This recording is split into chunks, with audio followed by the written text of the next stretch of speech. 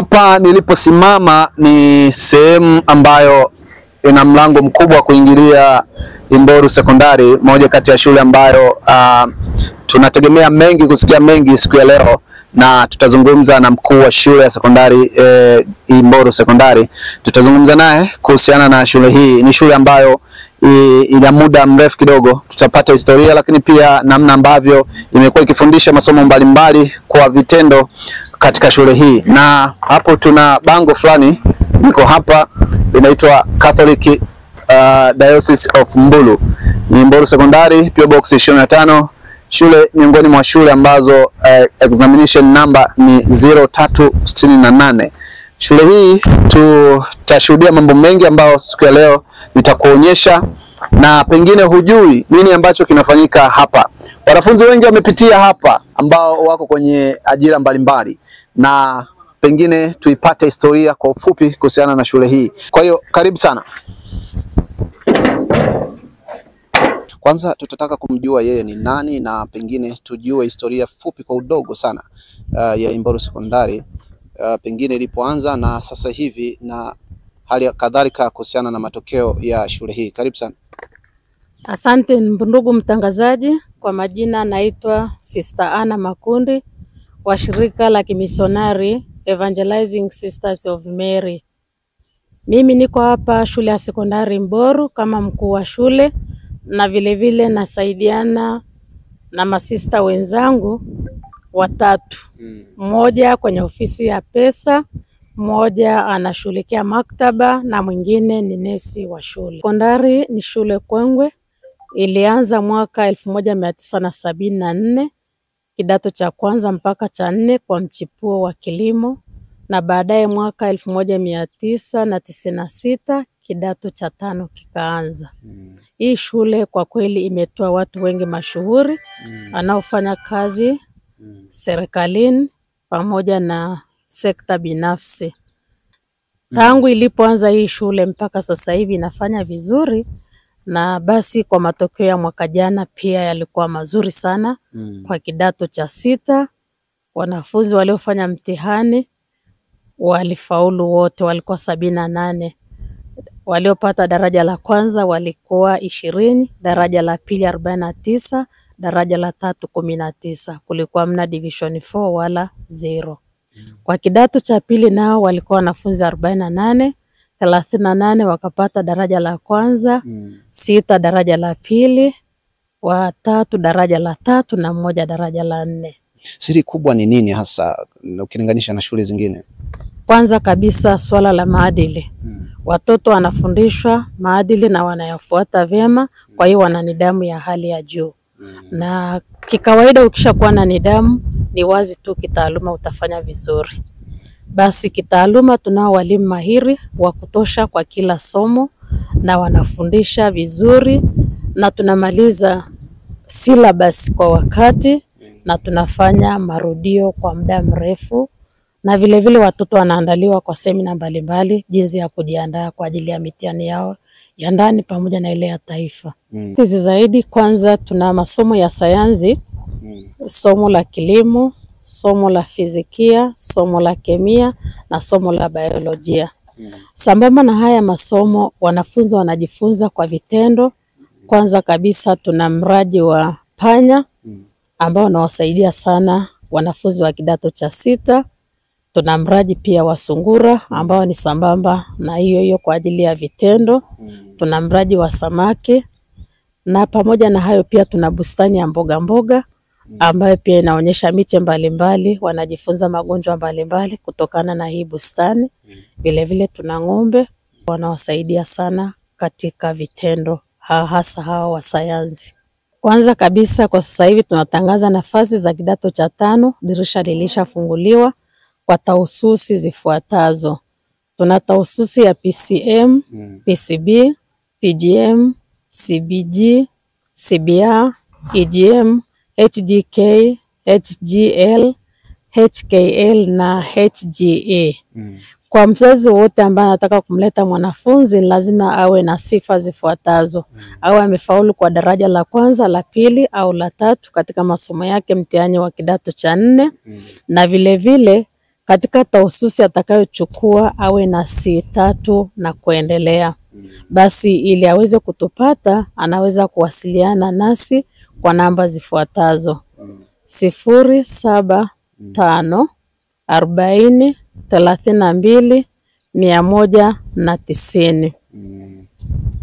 Vile vile anaweza kuwasiliana nasi kwa namba 0687114470 au 0655890313. Labda la pekee katika hii shule ni kwamba somo la malezi linafundishwa, ambalo linasaidia sana vijana kwa jinsi walivyo na tabia ambazo hazifai sasa hivi tunavyosikia katika taifa, mmomonyoko wa maadili. Kwa hiyo hili somo linawasaidia sana. Vile vile tuna somo la Biblia, nalo pia linawapa maadili ambayo yanawasaidia ili kumudu maisha yao kama vijana, na hilo pia linawasaidia katika kusoma. Vile vile hapa tunatoa elimu bora na sio bora elimu. Kwa hiyo ndugu wazazi, jamaa, marafiki, walezi na washauri, mchague Imboro kama chaguo lenu la kwanza kuwaleta watoto wenu ili waweze kufikia ndoto zao na malengo yao katika maisha. Tuliongea vitu fulani hapa kuhusiana na panya na nini na vitu fulani ambavyo wanafunzi wana practice. Hebu twende tukavione visibaki kwa maneno. Karibu sana. Kama nilivyokuambia kwamba tumekuja shambani hapa, na kama unavyoona wanafunzi wanafundishwa kwa vitendo, na haya ni moja kati ya mazao ambayo wanayapanda hapa. Hii inaitwa sukuma wiki. Najua mtakuwa mnaifahamu. Sukuma wiki wanalima wanafunzi hawa, lakini pia kuna vitunguu vile vile wanafunzi hawa wanafundishwa kwa vitendo. Na hii ndio faida ya kumleta mtoto wako Imboru Sekondari. Atajifunza kwa vitendo zaidi. Twende, na hichi ndo moja kati ya kisima ambacho kinatumika kuchukua maji ya kuweza kumwagilizia hapa katika eneo hili. Kuna sukuma wiki, na mnavyojua faida ya kuwa na mashamba kama haya shuleni, wanafunzi wamekuwa wakipata mboga, pia wakipata vyakula kupitia mashamba haya moja kwa moja, ambapo hawahangaiki sana. Sasa hii ni fursa ya kipekee ya kumleta mtoto wako ili ajifunze haya mambo. Akitoka hapa anajua kumbe jembe linashikwaje, anajua biringanya inapandwaje. Eneo lote hili wanafanya kilimo. Hapa kuna maharage. Hili ni zao la maharage ambalo linalimwa hapa shuleni, na maharage haya yakitoka hapa yanakwenda pia kuwasaidia hawa wanafunzi. Unaona kama hii ni fursa ya kipekee, ni fursa nzuri sana.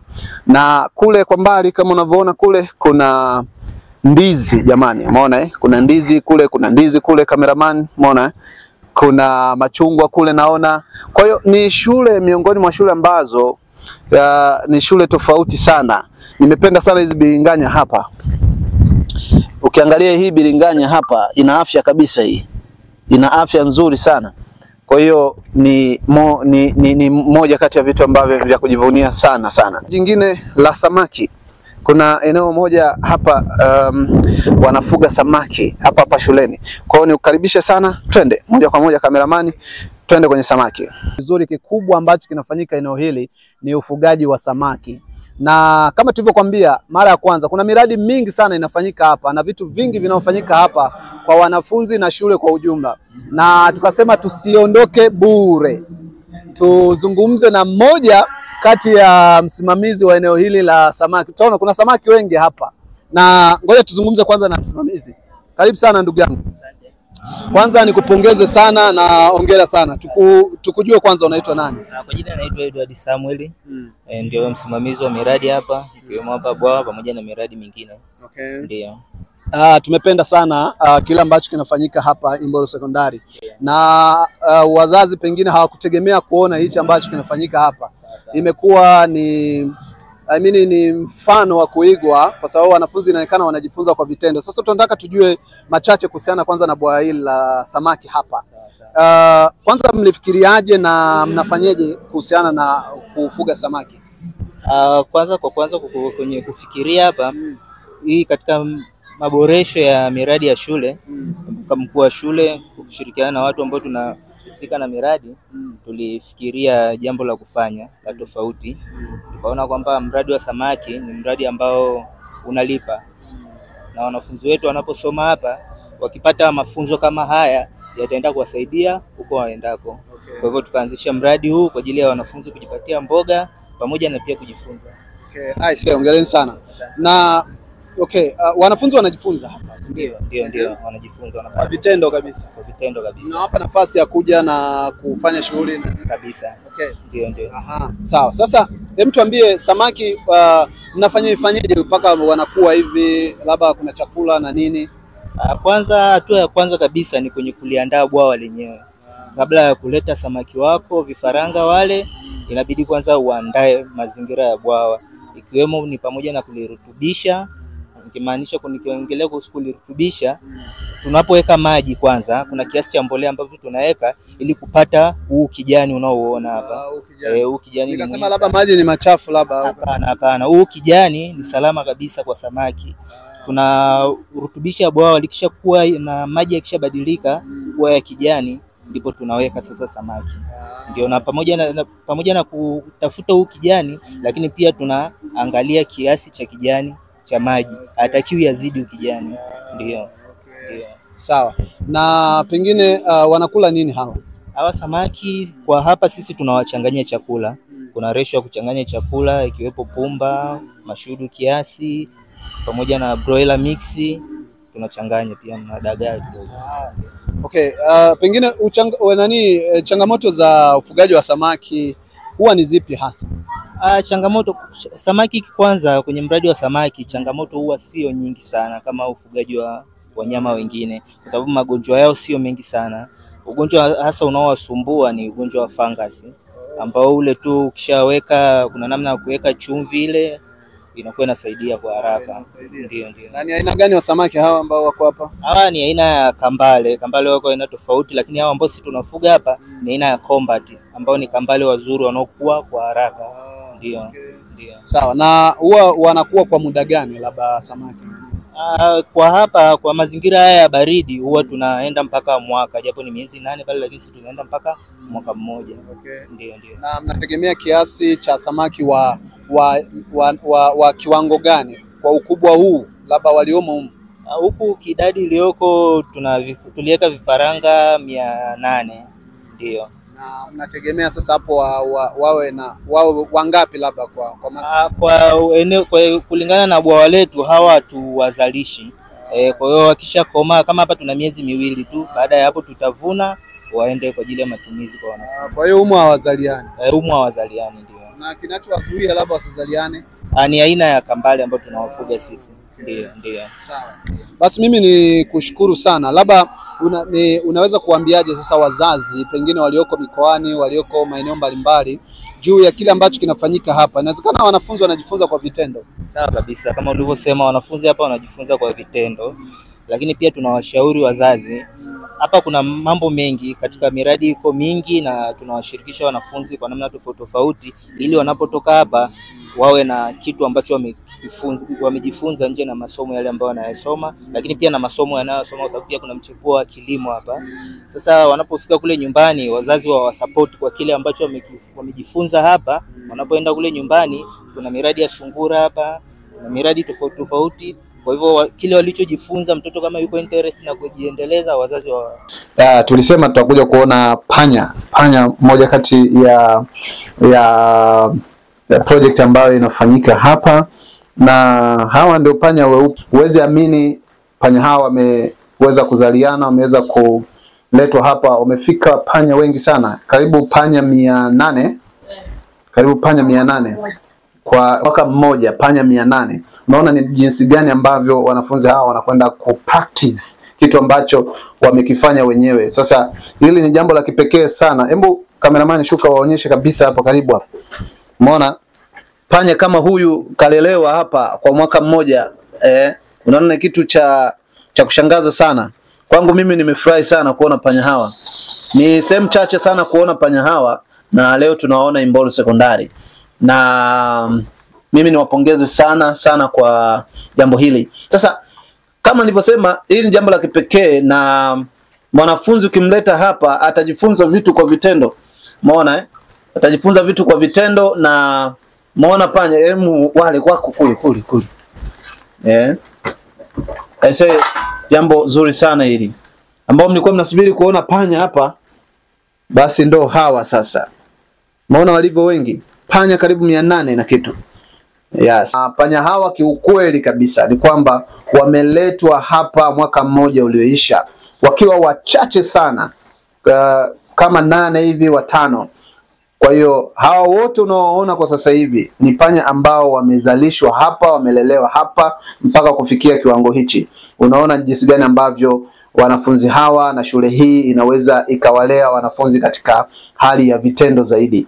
Wamewalea panya hawa mpaka wamekuwa wengi kiasi hichi. Unaona panya wazuri kabisa, wanapendeza. Tutakuja kupata wasaa wa kujifunza panya weupe hawa wana ni zao la aina gani na wana uwezo wa kuishi katika namna gani, lakini pia chakula na vitu vingine ambavyo tunaweza tukavijua kuhusiana na hawa panya. Pengine usijue wanalelewaje, wanakulaje, wanakunywaje maji na nini, tutafahamu kwa uchache sana. Kwa nini panya hawa wanakula pumba, pia wanakula alizeti pamoja na dagaa. Wanakula dagaa, wanachanganyiwa na nini, mboga zile wanakula. Ndio maana unaona wana afya hapa, wanakuwa na kama unavyoona hapa wako wanakula hawa panya. Ni kuona tu maeneo mengine ya mbali, lakini kumbe Mbulu hapa inawezekana na vipo panya hawa wanapatikana Mbulu. Kwa hiyo uje hapa Imboru Sekondari ujifunze namna ambavyo wapo hawa panya. Wako eneo hili ni Imboru Sekondari. Mtazamaji wa Come TV Tanzania, tumekuja eneo jingine, bado tuko Imboru Sekondari, na hapa tunaona kuna sungura.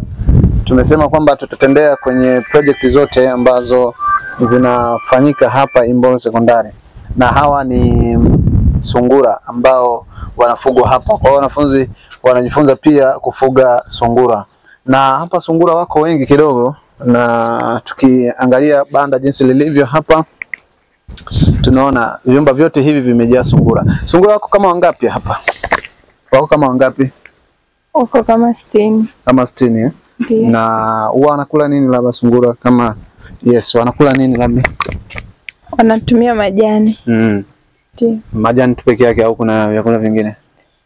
Wanatumia majani na pumba. Pumba wanakula? Ndiyo. Aha, okay. Na labda kwa mfano kama hapa, si ndio? Tunaona wamekaa vyumba hapa. Kwa mfano kama hawa wamekaa kwenye chumba kimoja. Mnafanyaje mpaka wanakaa kwenye chumba kimoja, au kutokana na jinsi wanavyozaliana? Wanakaa kwenye chumba kimoja kutokana na jinsi wanavyozaliana. Ndiyo. Aha.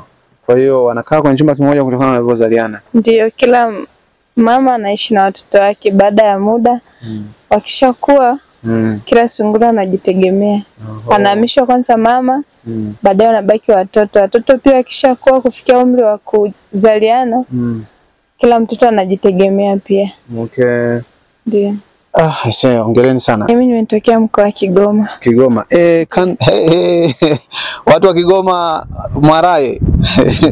Niko na ndugu yangu hapa. Sasa tuongee Kigoma, tumliwahi kufanya vitu kama hivi labda katika shule za Kigoma ambapo ulisoma hapo umevikuta hivi? Hapana. Huko umekuja tofauti kidogo. Ndiyo. Sasa wewe unaizungumziaje sasa Imboru Sekondari kwa hichi ambacho mnakifanya hapa? Kiukweli Imboru Sekondari ipo vizuri kwa sababu inatujenga kiakili, lakini pia inatujenga kiuchumi. Okay. Kule Kigoma ni wilaya gani? Wilaya Kasulu Uvinza. Kwenye Chumvi.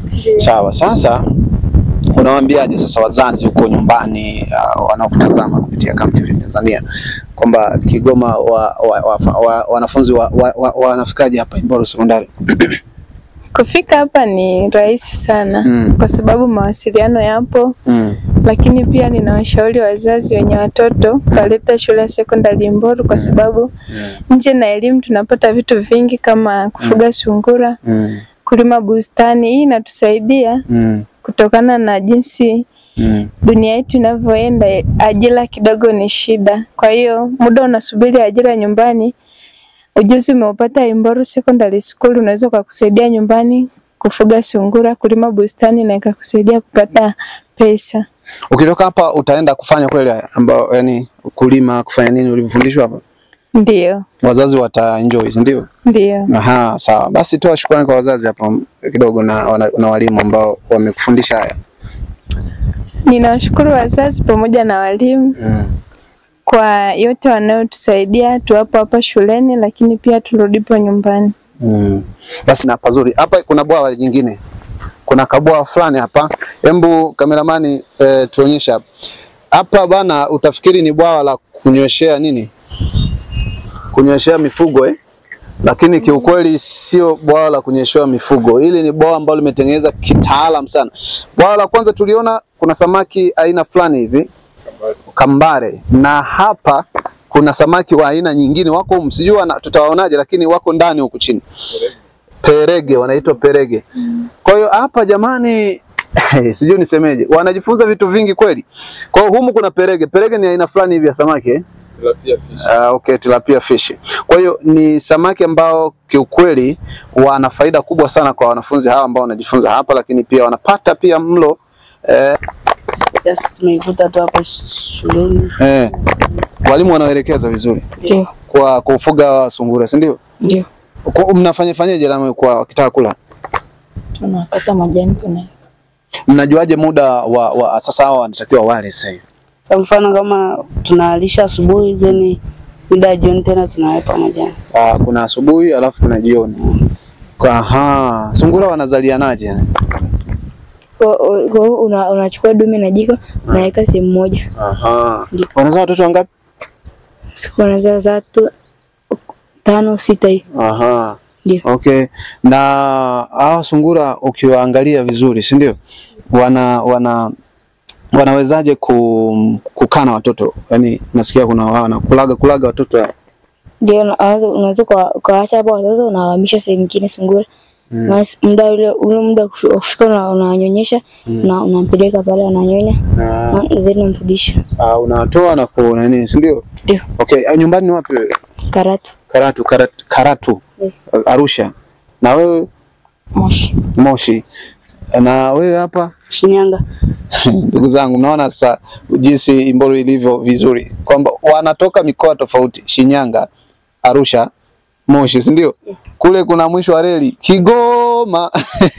Kwa hiyo jamani, mimi niseme kwamba leteni watoto wenu wajifunze kwa vitendo hapa. Na niwapongeze. Hongereni sana kwa sababu mkitoka hapa si mnaondoka mna ujuzi. Yes. Utaenda nyumbani utafuga. Ndio. Unaenda likizo, si ndio? Yes. Ukifika pale tunawaambia tu mama baba naombeni msupport na nini fanye hivi, si ndio? Kwenye mti huu hapa, huu mti ni wa mparachichi na kule mpaka kule kuna mparachichi mingine, lakini pia kuna mimea mingine kule na kilimo kingine. Na kwa upande kule kuna mahole, kwa lugha za watu wa kanda ya Ziwa wanasema mahole au magimbi. Kule kuna magimbi. Magimbi ni moja kati ya chakula ambacho kinatumika sana. Na nielezee kidogo kwenye hii mmea huu ambao tunaita ni mparachichi. Mparachichi huu unaouona hapa, kwanza uelewe mparachichi huu una miaka mitatu, na unavyoona hapo umeshatoa matunda na unaendelea kutoa matunda kwa umri huu na kwa level hii. Ni moja kati ya mimea au mazao ambayo umefanyiwa kitu kimoja kinaitwa grafting. Na hii nafikiri wataalamu wanaelewa. Ni grafting ni aina fulani ya ulimaji wa mazao kama haya kuyafanya yaweze kuproduce kwa muda mfupi sana, kwamba miaka 2 miaka 3 tayari uwe umeshazaa na uwe umefanya vizuri na umeweza kutoa matunda, yani kwa muda mfupi. Kwa hiyo unavyoona hapa wanafunzi wamefundishwa haya na wanapata, kwa mfano kama hapo unaona hii tayari imeshatoa tunda hapa linaanza kutoa, na pia tunaweza tukasogea pale ukaona yes, njoo. Unaona sasa hapa tayari kama nilivyokuambia ya muda mfupi wamefanyia grafting na tayari umeshatoa matunda. Unaona jinsi wanavyofundisha utaalamu jamani. Tuko shambani. Kwa hii ni parachichi, na parachichi hizi ziko nyingi hapa. Unaona huku na kuna kule imepandwa hapa na mingine iko kule wanaizalisha. Tuko upande ule wanaizalisha. Kwa hiyo ni shule fulani ambayo ni ya kipekee na wanajikita sana zaidi kwenye mambo ya kilimo, lakini pia kupractice zaidi. Kwa ndio maana tukasema tusibakie kuzungumza kwa maneno, tuje moja kwa moja shambani tuone nini ambacho kinafanyika hapa. Kwa hiyo hili ni eneo jingine ambalo wanafanya wanafunzi kwa vitendo. Kuna vyuo Kassim Majaliwa, Mheshimiwa Waziri Mkuu alisema juzi kati hapa kwamba wanafunzi wanapomaliza degree na kumaliza vyuo waende wakajifunze ujuzi VETA. Sasa kabla yote haya haja kutokea kwenye degree yako na master yako, unamaliza chuo ujui chochote, ni vyema ukajifunza hapa Imboru Sekondari, ukamleta mtoto wako akajifunza mapema kabla hajamkuta kumkuta, ili aweze kwenda kujitegemea. Hata akitoka hapa asipopata ajira, akitoka hapa anakwenda kujitegemea, anaweza kujua kwamba kumbe grafting inafanywaje, sungura wanafugwaje, mahole magimbi wanapandaje, aweze kujifunza kilimo cha maharage pamoja na spinach na mboga mbalimbali na vitu vingine ambavyo vitamsaidia kwenye maisha yake. Nidhamu ndio kitu cha pekee ambacho kinapatikana hapa. Mimi sina mengi zaidi ya kukuambia kwamba ni kuage na umlete mwanao kwa mawasiliano ambayo yanapita hapo chini kwenye screen yetu hapo. Kwa hiyo karibu sana na nikutakie siku njema. Karibu mwaka 2025 2026. Langu jina naitwa Mr. Cam TZ. Nyuma kamera wa yote haya yaliyotuongozea anaitwa Director Dan.